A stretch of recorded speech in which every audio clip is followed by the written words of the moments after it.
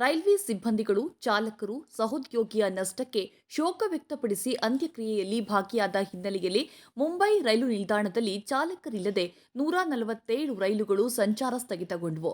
ರೈಲು ಹಳಿ ದಾಟ್ತಾ ಇದ್ದ ಸಿಬ್ಬಂದಿ ಮುರಳೀಧರ ಶರ್ಮಾರ ಅಂತ್ಯ ಸಂಸ್ಕಾರದಲ್ಲಿ ರೈಲ್ವೆ ಸಿಬ್ಬಂದಿ ಭಾಗಿಯಾಗಿದ್ದರು. ಮುರಳೀಧರ ಶರ್ಮಾ ಅವರ ಹತ್ತಿರದ ಸಂಬಂಧಿಕರು ಸಮಯಕ್ಕೆ ಸರಿಯಾಗಿ ತಲುಪಲು ಸಾಧ್ಯವಾಗದ ಕಾರಣ ಅಂತ್ಯ ಸಂಸ್ಕಾರ ಸರಿಯಾದ ಸಮಯಕ್ಕೆ ನಡೆಯಲಿಲ್ಲ.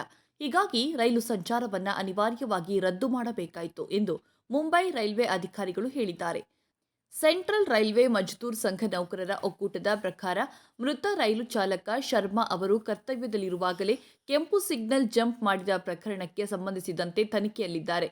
ಇದು ಅವರಿಗೆ ಸಹಜವಾಗಿ ಒತ್ತಡಕ್ಕೆ ದೂಡುವಂತೆ ಮಾಡಿದೆ. ಸಿಆರ್ಎಂಎಸ್ನ ಪ್ರಧಾನ ಕಾರ್ಯದರ್ಶಿ ಪ್ರವೀಣ್ ವಾಜಪೇಯಿ ಆಡಳಿತಾತ್ಮಕ ಕ್ರಮಗಳ ಬಗ್ಗೆ ಕಳವಳ ವ್ಯಕ್ತಪಡಿಸಿ, ಅಪಾಯದಲ್ಲಿ ಸಿಗ್ನಲ್ ಹಾದು ಹೋಗುವ ಘಟನೆಗಳು ಸಿಬ್ಬಂದಿ ನೈತಿಕತೆಯ ಮೇಲೆ ಅಪಾಯಕಾರಿ ಪರಿಣಾಮ ಬೀರುತ್ತಿವೆ.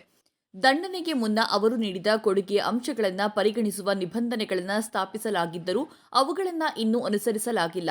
ಸೇವೆಯಿಂದ ತೆಗೆದುಹಾಕುವ ಭಯವು ನೌಕರರನ್ನ ಅನಗತ್ಯ ಒತ್ತಡ ಮತ್ತು ಖಿನ್ನತೆಗೆ ಒಳಪಡಿಸುತ್ತದೆ.